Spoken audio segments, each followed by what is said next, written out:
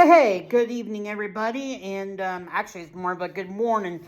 But I hope you're having a good day. I'm just watching some women's basketball tournament stuff going on, and some March Madness going on in a couple weeks. It's a very exciting time in the college basketball world. But this video is going to talk today just about which coaches I think could very well be on the hot seat entering the college football season in 2026. There should be some no surprises, and then there should be others where you may not be fired this year, but you better get your act together. You better be starting to show some progress. And then there was a whole lot of shakeup going on in the last season with Mike Gundy getting fired, Billy Napier getting fired, James Franklin, Brian Kelly. I still cannot believe that James Franklin got fired last year. I absolutely still cannot believe it. Because he's won like 10 games like consistently every year. Yeah, I know that they haven't been able to win the big time games, but there have been very few teams that have beaten Ohio State and Michigan every year. I mean, it's just not the case. And then Brian Kelly getting fired, I did not see that coming. And then with Sharon Moore getting fired, now Sharon Moore, I didn't think he was going to last very long at Michigan at the start. Now, he did win, I think it was like 9 games last year, but then you had this stuff with the off-field stuff, and then they brought in Kyle Whittingham, which I really, really liked that move. And then with Hugh Freeze getting fired, and that wasn't a surprise. Billy Napier getting fired was about as surprising as me eating lunch. So here's a list of coaches that I think could very well be on the hot seat entering the season. The first, I think the most obvious one is Mike Norvell at Florida State. Why does this man still have a job? It's Florida State. He first got hired on in 2020, and it hasn't been very good at Florida State. He's only had really 2 good seasons as the head football coach for the Noles. They went 3-6 in 2020. I'm going to scratch that year. That was a COVID year. 2021, they went 5-7.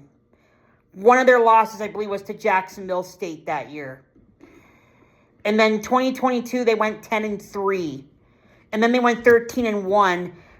And then with Jordan Travis as the quarterback. And that ended with a loss 63-3 to Georgia. And I am going to brag about that because you kept suing the college football playoff that year.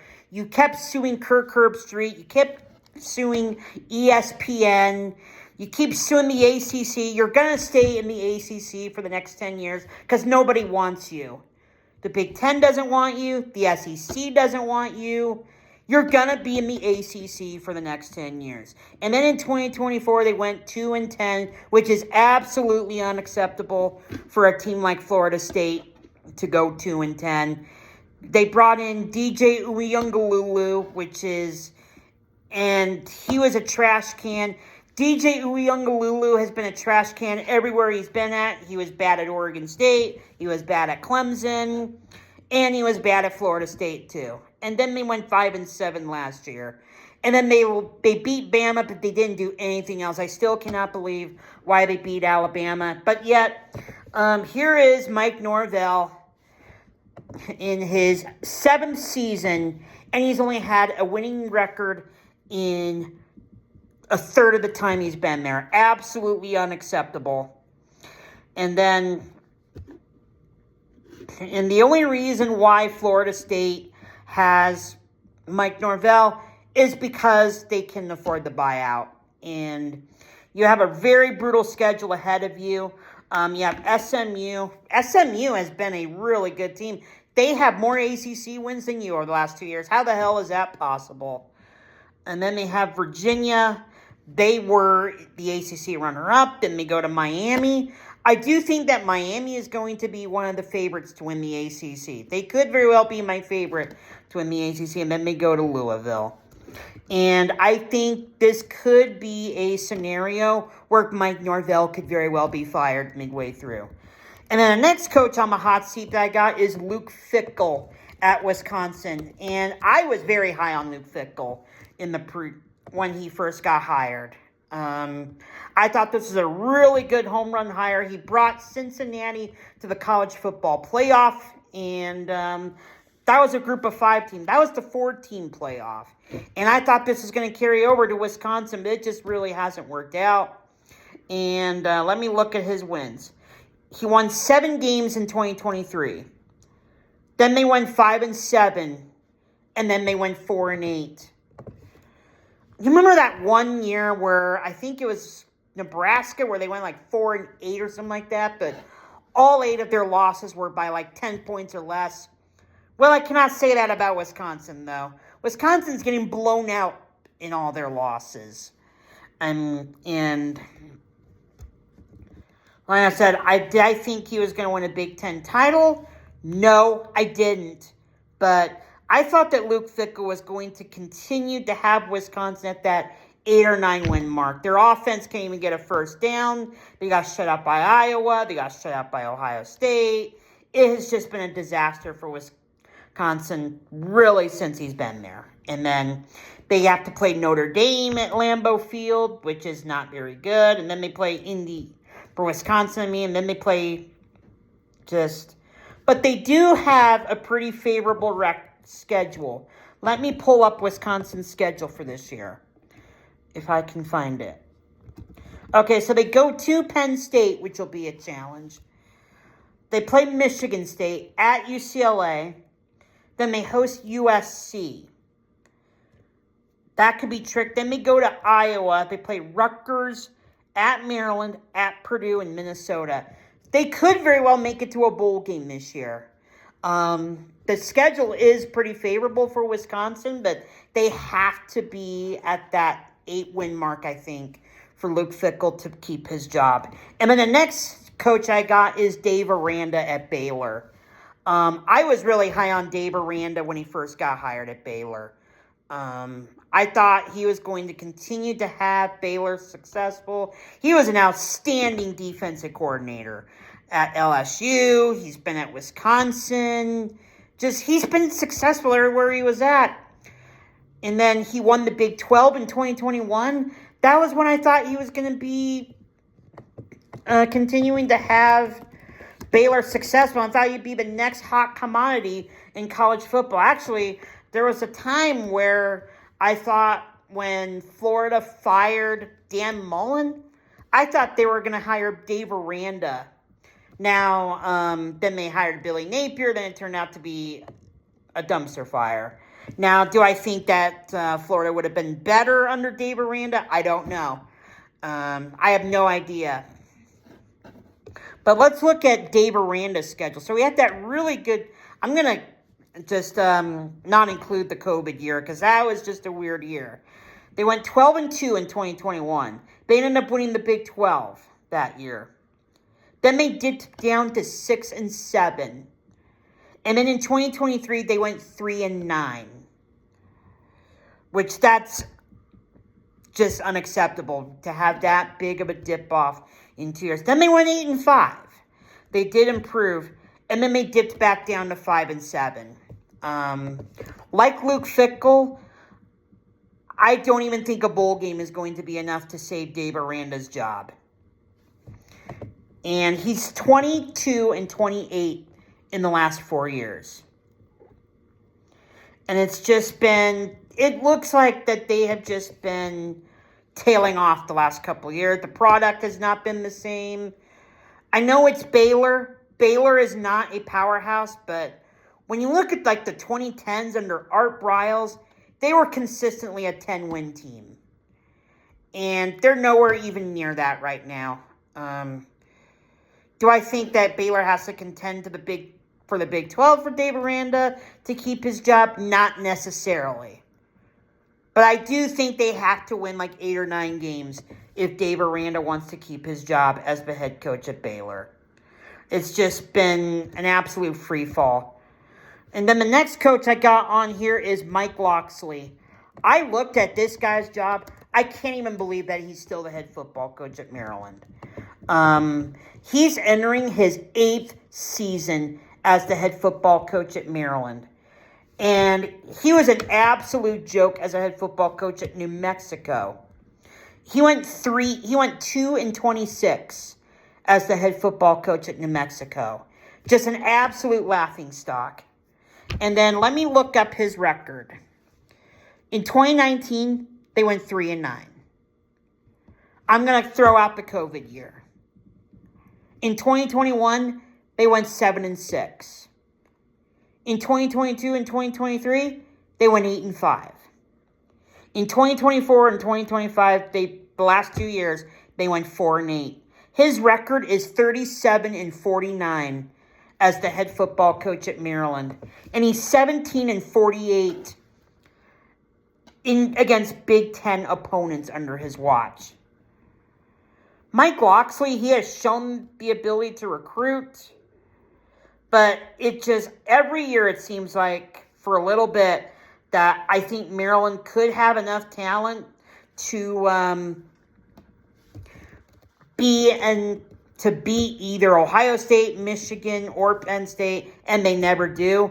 And unless if something happens, I don't think anything's going to be different. So I think I think he's out unless I don't even think a bowl game is going to save Mike Locksley's job either. I think they have to be at that 8 or 9 win mark for Mike Locksley to even be considering a stay at Maryland. And then Shane Beamer, holy shit. Shane Beamer, I've actually not counted out Shane Beamer just yet because there have been some years where he has redeemed himself as the head football coach of South Carolina. In 2022 and 2024, I think they won like 9 games, but then they've regressed the last few years. Let me pull up Shane Beamer's record real quick. It's going to take me a minute here.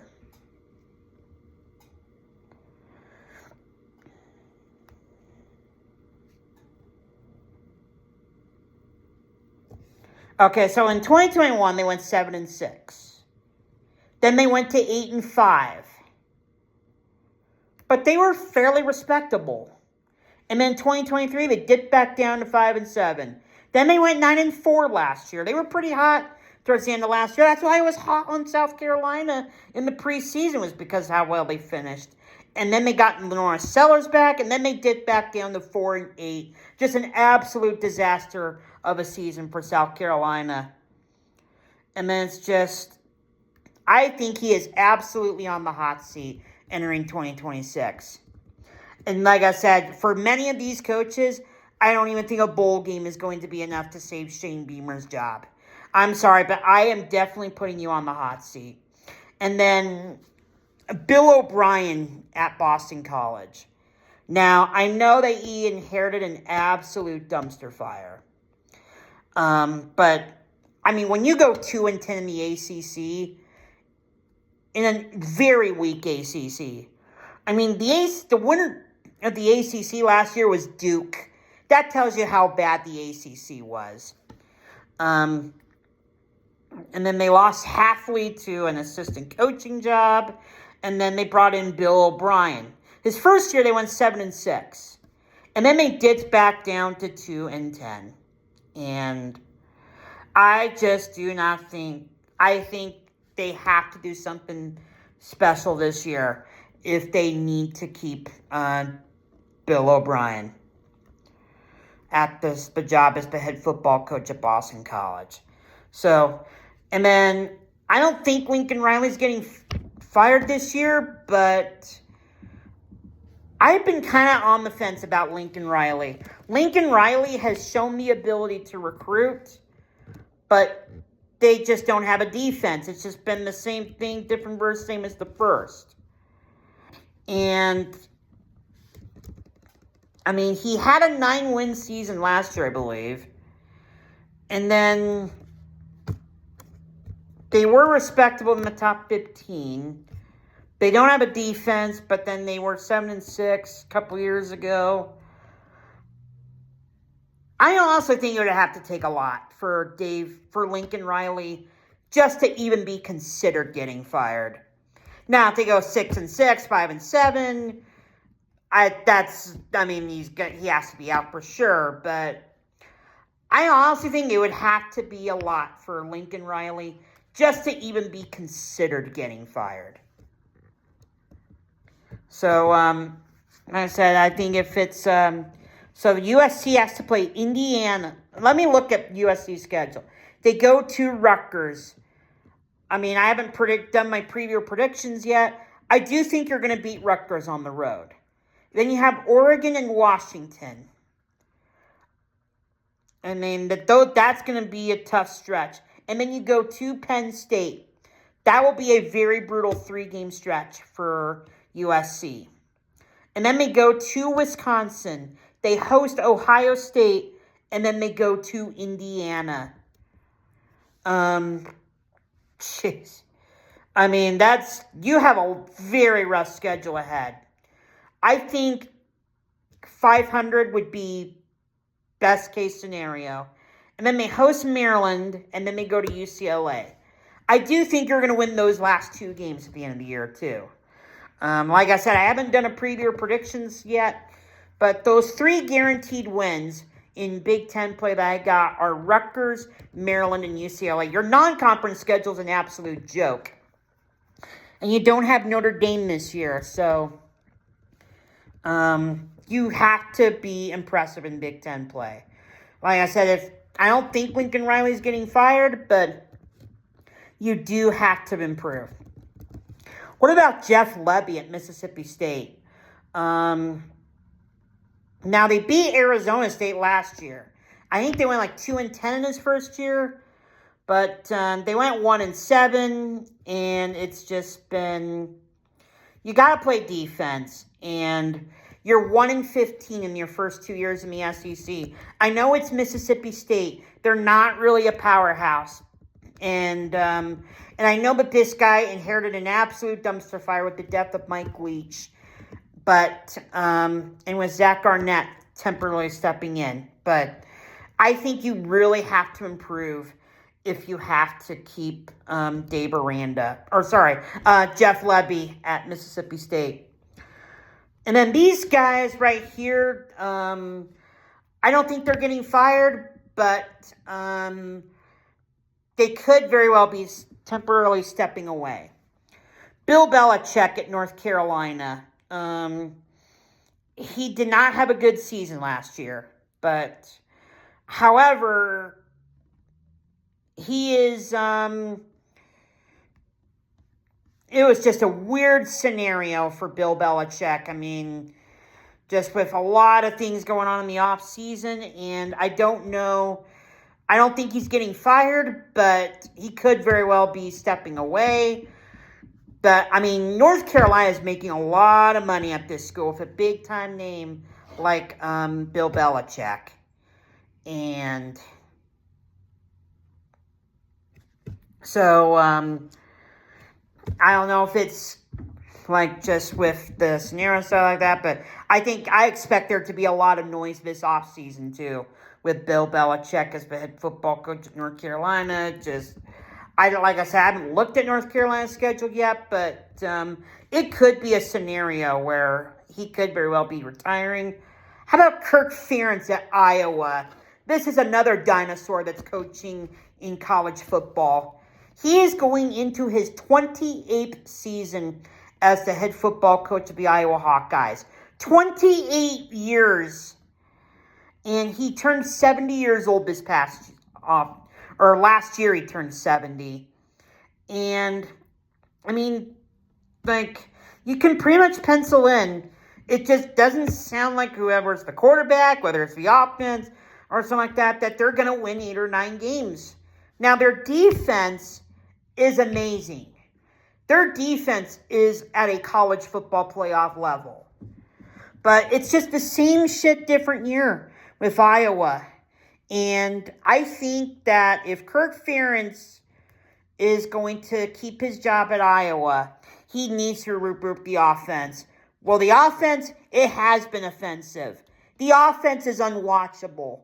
Now, Iowa has been improving the last couple of years on offense, And I do think that Iowa can make it to the college football playoff every once in a while in this 12-team playoff thing. But I just don't know if Kirk Ferentz is the guy to be leading Iowa to that level. So I don't think Kirk Ferentz is getting fired, but I could very well see a scenario where he could be walking away anytime soon. But what about Deion at Colorado? Like Bill Belichick, he's been making a lot of noise as the head football coach at Colorado. I think his first season they went 4-8. Then the next year, I think they went 9-4, something like that. Let me look it up real quick, just so I won't be. And they went on with the Travis Hunter story, and then with Shadur with the quarterback. They had a pretty good year in his second year, but then they dipped back down to 3-9. So that's where they at for them. So he is 16-21 as the head football coach of Colorado. He's 9-18 in Big 12. If you take out that 2024 year, he would be 7-17 as the head football coach of Colorado, and he'd be 2-16 in conference play. Now, I don't think he's getting fired because Colorado is making a lot of money with Deion as the head football coach. But with Shadur and with Travis Hunter, I mean, the noise has completely calmed off, and it just, something's got to give at Colorado.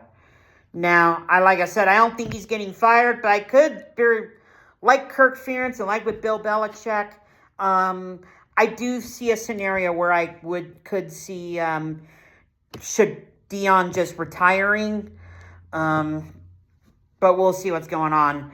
And based on what I got looking at with your preview for 2026, I don't see Colorado improving very much. You do have a pretty favorable non-conference schedule. I think you have like Weber State and you got like Northwestern. Those could be 2 wins. But I think you really have to improve for Deion Sanders to improve as a head football coach of Colorado. But like I said, I don't think he's getting fired, but I could see very well a scenario where he could just walk away. So there you go. Those are my list of coaches I could be facing the most pressure heading into 2026.